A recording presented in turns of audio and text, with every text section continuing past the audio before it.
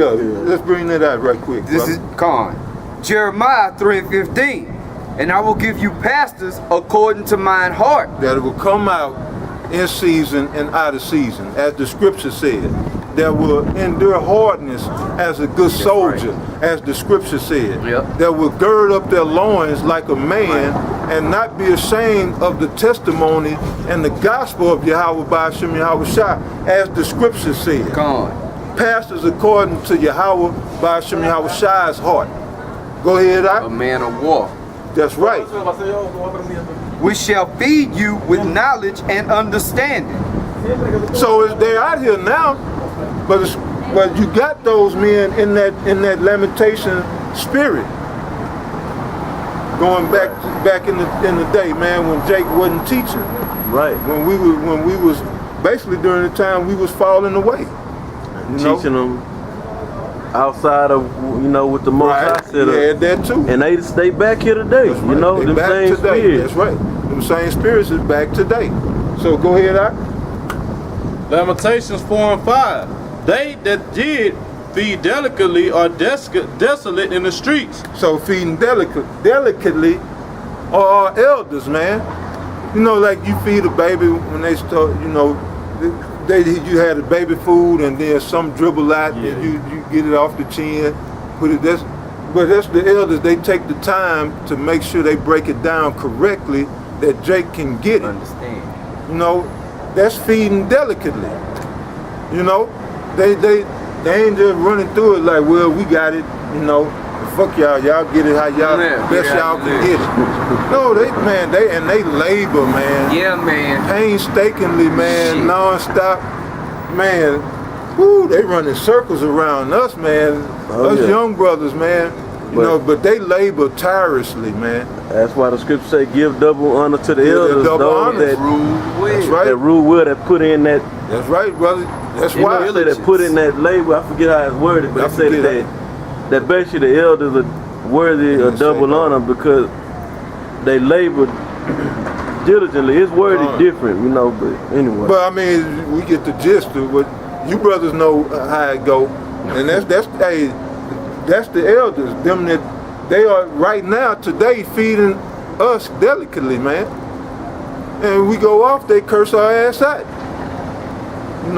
Man, hey, them niggas, man, I think about them like well, I know HODC 12. If you watch some of they, I think they're standing up pissing right there on the bicycle. Man, if you watch HODC 12, some of they so-called lessons, a lot of time I heard, I don't know who it was, one of them up there, they say basically we gonna go into the lesson and we're gonna try to keep it within a certain time frame so that we can break bread or so we can eat, cause the food on its way. That's the type of shit they tell you in the so-called churches. Yeah. Right. That we gonna eat after. Man, you ain't supposed to be. How many times, man, we done our food and dried out, got cold, dried out. We left in the oven, Yeah, but when brothers get together and do sit downs, we don't got the women is in the kitchen making. Man, we gonna eat after we. We might have ate before, after, but we ain't. That ain't even a point to be pushing out there. Worried about no damn. Whenever we food. get through, that's when we eat, man. That's what I'm saying. Yeah, we got a good meal cooked after this, brothers. We gonna get the lesson in. Yeah, that's my point, man. We done had food get cold. Yeah. Food stayed in the oven too long, dried out, cause we wasn't worried about that, man. He said that sound good. See, that's drawing them to come to them. So yeah, that's how they get to motherfuckers to come there and listen to that dimness. That dimness, you right. Because they saying we gonna get some fried chicken and macaroni once this shit over with. Go ahead, Jake, some macaroni, Jack. All right, Doc. They that were brought up in scarlet embraced dunghills.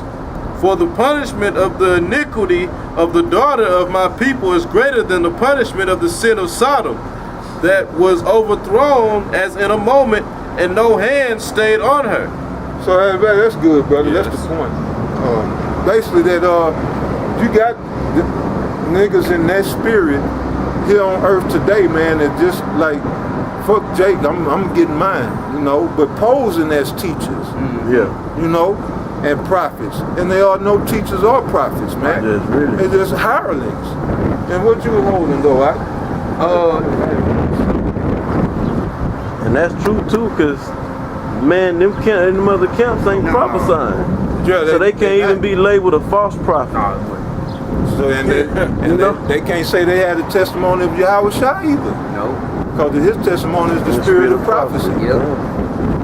So yeah, they just out there, man, doing whatever they want to do for their own gain and own glory. Hey, you got heathens and other jakes that don't know that they Israel, that are false prophets because they saying shit is gonna happen in the future, but it ain't according to the understanding of the scriptures.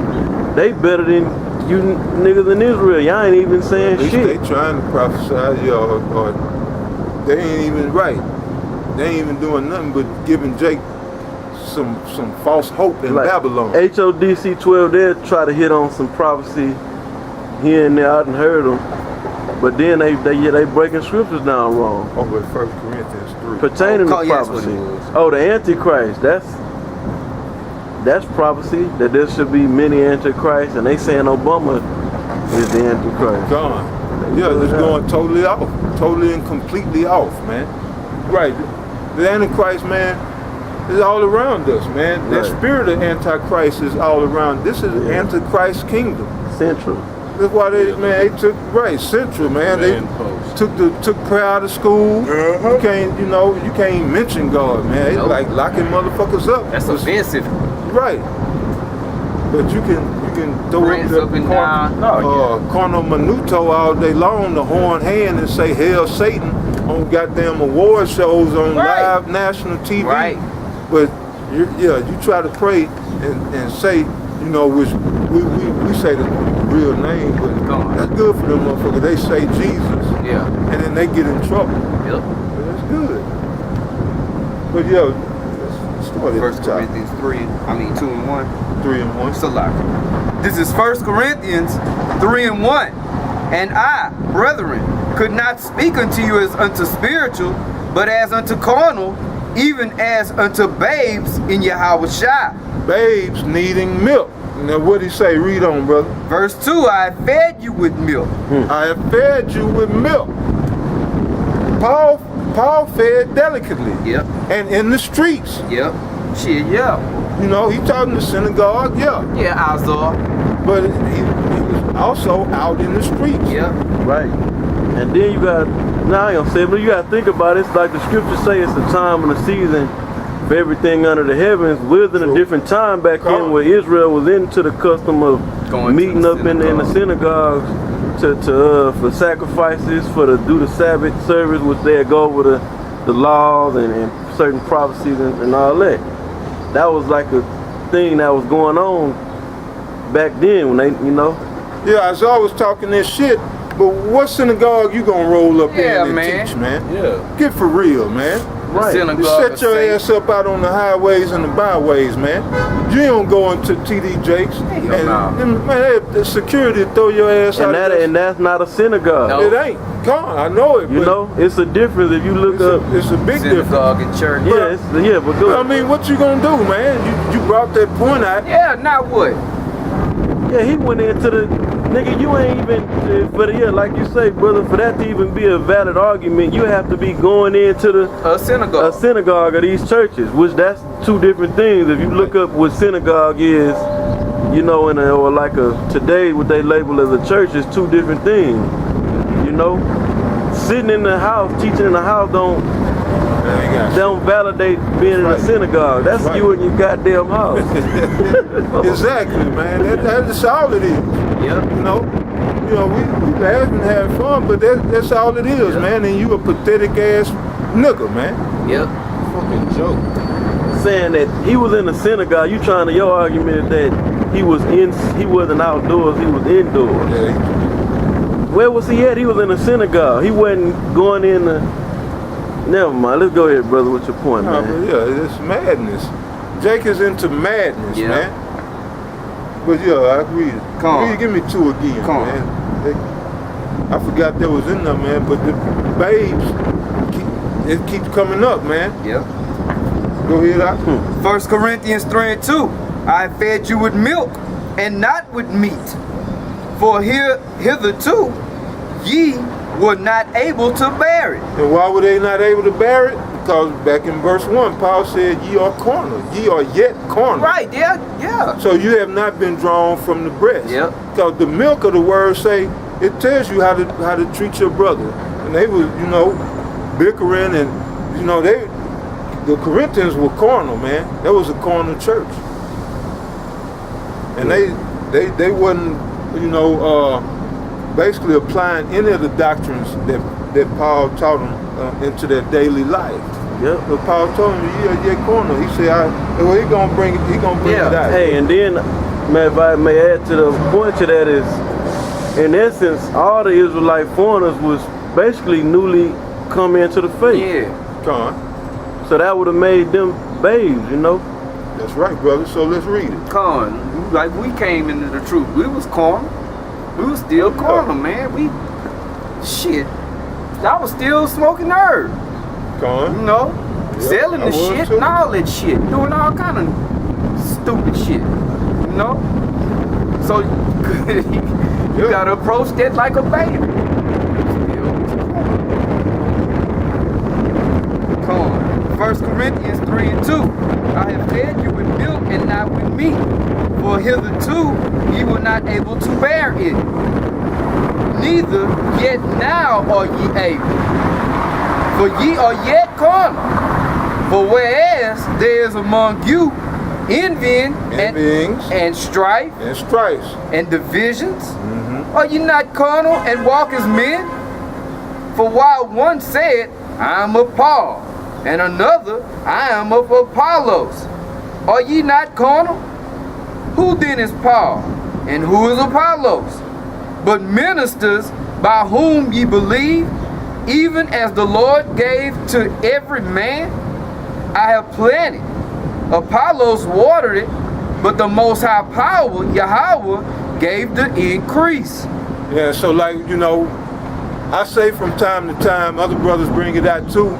We say GMS, man. We know that it's not about the name GMS, right, man. But the name GMS does stand for something. It's a standard for 100% truth. Yep. Nowhere else on earth you're going to get 100% truth to these scriptures, but with GMS. Yep. I ain't like we saying, we GMS, scent tripping. Right. None of that. Throwing up GMS. Right. But it's just for truth's sake, GMS got 100% truth. Right. Not supposed to. Yeah, it ain't to boast. Or to big up us or the elders of GMS. Separate us from Right. bullshit kids. Just the truth. Separate us from the bullshit. Actually put into MILLSTOne. Yep. Yeah, Break down on it, man. And then if you truly are a man of the Lord, if you showing yourself to be that, then there's nothing wrong with, bigging a brother or elder up or praising them. Because in the Apocrypha, I believe I forget exactly what, it's in Ecclesiasticus towards the end of the end. It says, let us now give praise on the great men. And they go through all the certain men, and you don't gotta get it if you know it. Come on. Oh, okay. This is Sirach 44:1. Let us now praise famous men. That don't mean athletes. And our fathers that begot us. The Lord hath wrought great glory by them, through his great power from the beginning. So that's the point, but yeah. Now I was gonna say this, so it ain't nothing wrong with it. It said, let us not praise famous men. Because you know how Jake be when somebody is great, Jake, they famous amongst the nation. So, but we talking about in the scripture is talking about in righteous men. Yep. Right. It doesn't say worship. Yeah, don't say worship. Praise. It says praise. Let us not praise. Y'all a bunch of men pleasers. When you graduate top of your class, you get praise. Better believe. You graduate cum laude, Yep. summa cum laude. Magnum. Loud mean praise. Right. That means you graduating with praise. How is it? Magnum cum laude Yeah. is great praise. Yeah, yeah. Summa cum laude is, I believe, with praise. You got magna, summa, something else, but yeah, but that means you graduating with praise. Yeah. Praises. And they separate you, and they put a little separate thing on you. You go first. You know. You was at the top of the class. Salutatory. This is what Wikipedia got on praise. It says, I like to see what etymology.com say, but it says, is the act of making positive statements about a person. That's about as simple a way you can put it. So yeah. Object or idea, either in public or privately. Praise is typically, but not exclusively, earned relative to achievement and accomplishment. Praise is often contrast with criticism, where the latter is held to mean exclusively negative statements made about something, although it is not technically correct. Yep, law. And like I said, you praise famous men unto the glory of the Father. It glorifies him. Yeah, right. yeah. You know, we on the block, we give praise to the elders all the time, man. But that glorifies Yahweh Ba'ashem Yahweh Shai. Right. Hey, and certain other brothers, you know, that might have did a powerful lesson, or different brothers within the camp. That's right, you know. But you can't praise no nigga like Nate. Nah, man. Hell no. Them niggas over there do. Yeah, yeah. But yeah. So that's on point. You might see a brother go from one glory to the next, you know, and you commend that brother. Right. You might have seen him going off on some shit, and now he done straightened up his act. You know, that's good, brother. You know, commend you on this. You know, because a lot of people might get that word worship and praise is mixed up. They two different. It mean two different things. Yep. Yeah, back to 1 Corinthians 3. 1 Corinthians 3 and 2. No, you go. Go to 3. Okay. No, you left off at 3. Yeah. Okay, yeah. Come on. 1 Corinthians 3 and 3. For ye are yet carnal, for whereas there is among you envying and strife and divisions, are you not? Oh, I was way down here. I'm sorry. We was way on 6. This is 1 Corinthians 3 and 6. I have planted, Apollos watered, but Yahweh gave the increase. So then neither is he that planted anything, neither him that watereth, but the Most High that giveth the increase. Them two ain't nothing. The Most High is what it is. Verse 8. Now he that planted and he that watereth are one. And every man shall receive his own reward according to his own labor. For we are laborers together with the Most High. Ye are the Most High's husbandry. Ye are the Most High's building. According to the grace of the Most High, which is given unto me as a wise master builder. I have laid the foundation, and another builded thereon, but let every man take heed how he builded thereupon. So this is probably going to a metaphor about basically the temple, building the temple, which are the elect. Peter wrote that ye as lively stones are built up a spiritual house in 2 Peter 2 and 5. But we don't have to get it. But yeah, continue on. Paul said,